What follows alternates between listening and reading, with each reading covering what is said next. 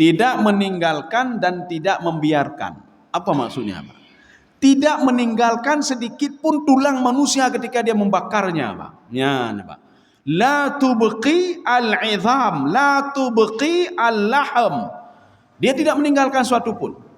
Kalau kita bakar kertas, maka akan ada sampahnya, Pak, hitam. Waktu tatet kaye, ketika habis kayu terbakar ada arang.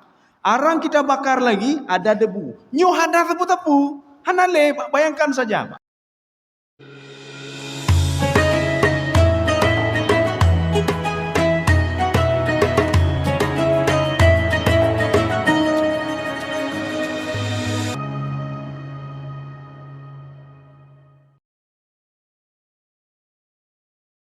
Sa'uslihi sakar.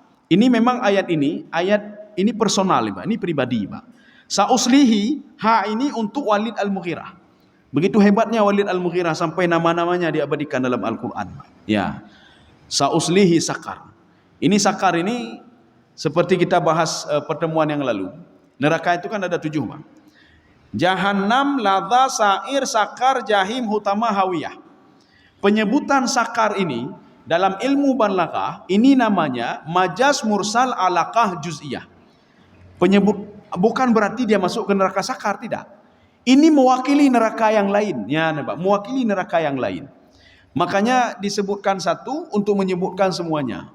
Jadi cukup ini, tidak perlu disebutkan semuanya. Sa'uslihi, saya akan masukkan dia itu ke dalam jahannam, ladza, sa'ir, sakar, jahim, tidak perlu. Satu saja disebutkan, kita sudah mafhum, sudah paham kalau dia akan dipersiapkan oleh Allah untuk masuk ke dalam neraka. Wa ma adraka ma sakar. Ini setelah ini baru kita butuh kepada terjemahan ini, Pak. Ya. Wa ma adraka ma sakar. Kita sudah membahas juga apa bedanya wa ma adraka. Satu, yang kedua wa ma yudrika. Wa ma yudrika la'allahu yazakka, yang pada ayat sebelumnya, Pak. Ya. Ini wa ma adraka. Wa ma adraka, kamu tidak tahu sama sekali ya Muhammad, saya kasih tahu. Nah, ini wa ma adraka, Pak. Tapi wa ma yudrika, kamu sudah tahu tetapi lengah. Sekarang saya ulangi lagi. Ya, Pak. Saya ulangi lagi, saya kasih tahu lagi. Bukan tidak tahu. Biasanya hal-hal gaib Allah mengatakan dengan wa ma adraka. Biasanya hal-hal yang masa depan Allah mengatakan wa ma adraka. Tetapi kalau masa lalu itu wa ma yudrika, ya, Pak. Wa ma adraka ma sakar. Kamu tidak tahu bagaimana sakar itu, neraka sakar. Cukup saya sebutkan satu, tidak perlu sebutkan yang lain, kata Allah Subhanahu wa taala. Ya, ini sekarang kita butuh terjemahan. La tubqi wa la tadhar. Ya, ini sifat neraka sakar. Ya, coba dibaca apa Endang. Sakar itu tidak meninggalkan dan tidak membiarkan. Tidak meninggalkan dan tidak membiarkan. Apa maksudnya, Pak? Tidak meninggalkan sedikit pun tulang manusia ketika dia membakarnya, Pak. Ya, Pak. La tubqi al-'idham, la tubqi al-lahm. Dia tidak meninggalkan suatu pun. Kalau kita bakar kertas, maka akan ada sampahnya, Pak, hitam. Waktu tatet kaye, ketika habis kayu terbakar ada arang. Arang kita bakar lagi ada debu. Nyu ada tepu-tepu. Hanale, Pak, bayangkan saja, Pak. La tubqi al-laham wa la tubqi al-'idham. Ya. Nya menyogetet li Allah abih mandu ho nyan ho ile, Pak. Ini maknanya begitu dahsyatnya api neraka sakar. Membakar seseorang tanpa sisa. Hana sisa, Pak. Hana sisa. Hoi pelung hana moho. Tetapi kemudian dijadikan lagi oleh Allah. Nyan, Pak, dijadikan lagi oleh Allah Subhanahu.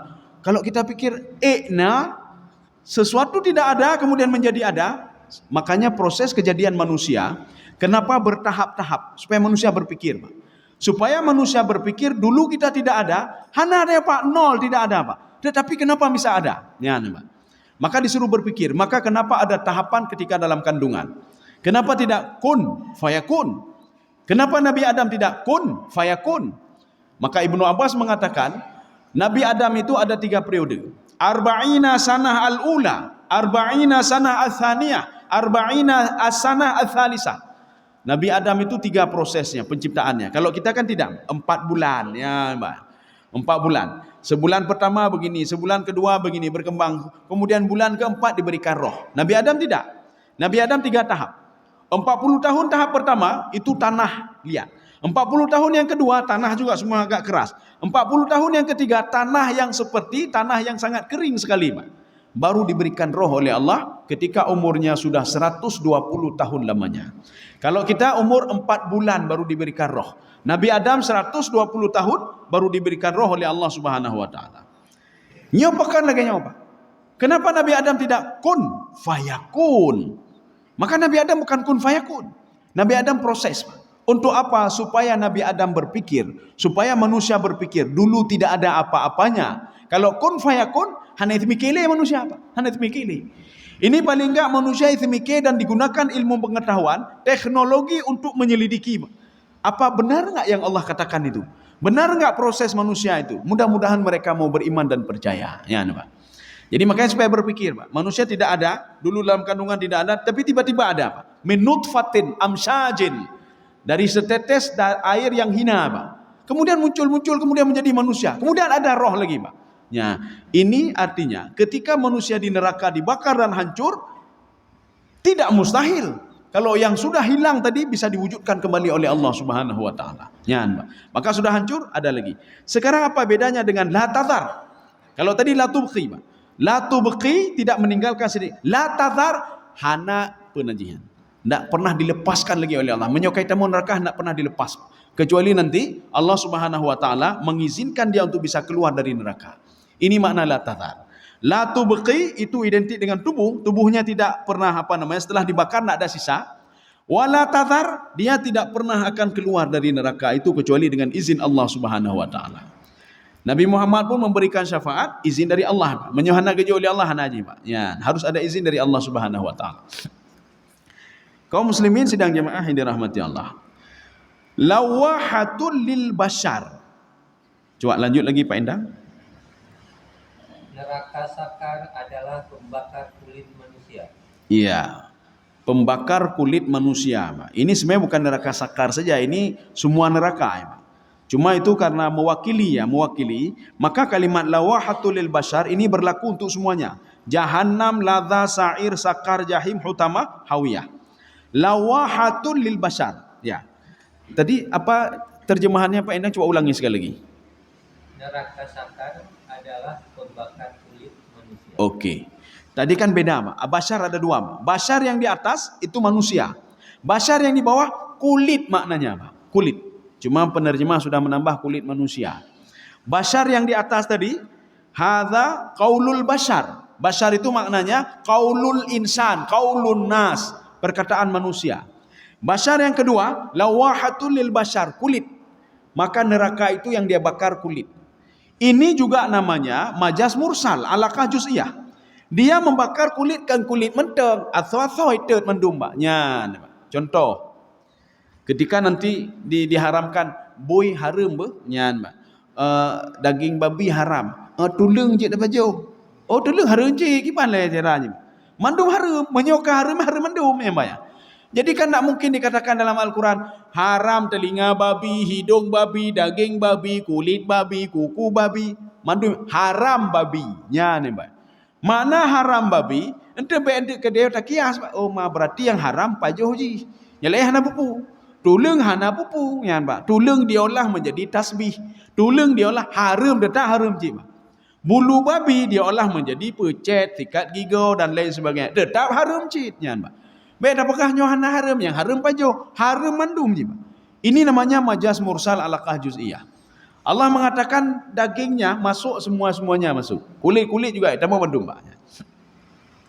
Jadi lawahatul lil bashar. Sekarang kita lanjut. Alaiha tis'ata asyar. Ya, coba Pak Endang baca. Dan di atasnya adalah 19 malaikat penjaga. Di atasnya 19 malaikat penjaga. Di atas apa itu, Pak? Neraka. Dan di neraka itu ada 19 malaikat. Apa betul malaikat cuma 19, Pak? Ya. Kenapa tis'ata asyar? Kenapa tidak 17? Kenapa tidak 20? Padahal kan satu lagi, Pak. Ini seperti ada jemaah bertanya begini. Kenapa di Al-Quran itu surah Ar-Rahman cuma 31 kali fabi ayyi ala'i rabbikuma tukadziban? Kenapa enggak 32 kali? Kenapa enggak 33 kali? Ya, Pak. Kenapa enggak kurang daripada itu? Karena 31 kali manusia memungkiri Allah Subhanahu wa taala. Yang pertama, itu 8 ayat pertama, itu Allah Subhanahu wa taala menceritakan tentang nikmat. Maka kata Imam Ibnu Abbas, ini ayat ini mustamilah bin ni'am. Itu 8 ayat itu yang pertama, itu tentang nikmat, dipungkiri oleh manusia. Maka Allah katakan fabi ay ala rabbikuma tukadziban. 7 ayat yang kedua, Allah cerita tentang neraka. 7 ayat tentang neraka. Tetapi manusia taputan. Kenapa ini nikmat fabi ay ala rabbikuma tukadziban? Karena diselamatkan oleh Allah dari neraka itu sebuah nikmat. Ya. 8 yang ketiga, semuanya jumlahnya nanti 31. 8 yang ketiga, Allah menceritakan tentang pintu-pintu untuk bisa masuk ke dalam surga. Tapi manusia tidak mau, hai temi, Pak. Ini pintu ini enggak mau dia, hai tema. Ditawarkan kebaikan, enggak mau dia, Pak. Fa bi ayala rabbikuma tukadziban. 8 ulang oleh Allah. Kemudian ada 8 kali yang terakhir, Pak. Semuanya 31, Pak. Allah Subhanahu wa taala menceritakan naimul jannah, nikmat surga. Kalian buat ini nanti dapat surga. Kalian buat ini dapat. Hai tunggu manusia, nak mau dia apa? Fabi ayala rabbikuma tukadziban. Kok enggak mau bodoh sekali kalian? Sudah diceritakan, ditawarkan surga, ditawarkan, tapi enggak mau. Maka jumlahnya 31, Pak. 8 7 8 8 semuanya, Pak. Kaum muslimin sedang jemaah yang dirahmati Allah. Ini alaiha tis'ata asyar. Di neraka itu ada 19 malaikat. Kok 19? Kenapa 19? Kenapa tidak 17 dan lain sebagainya? Rupanya rahasianya, karena ayat ini diturunkan kepada Walid Al-Mughirah. Walid Al-Mughirah itu ingkar, tidak percaya. Bukan saja beliau, ada beberapa orang ingkar. Disebutkan nilai 19 karena di dalam Taurat malaikat di neraka juga 19. Di dalam Injil malaikat di dalam neraka juga 19. Pertanyaan kedua, apakah betul malaikat cuma 19? Sedangkan neraka itu luas sekali, ya, Mbak. Sedangkan katanya mentang di dunia saja itu malaikat ada 10 penjaga. Masa di dalam neraka cuma 19? Ya, Mbak. Jadi 19 itu wakila, 19 itu kepalanya saja. Kepalanya ada pemimpinnya. Yang lain itu bisa saja satu kepala itu, satu pemimpin itu ribuan bahkan jutaan malaikat. Itu beda pikir rame, Pak. Ya, sudah.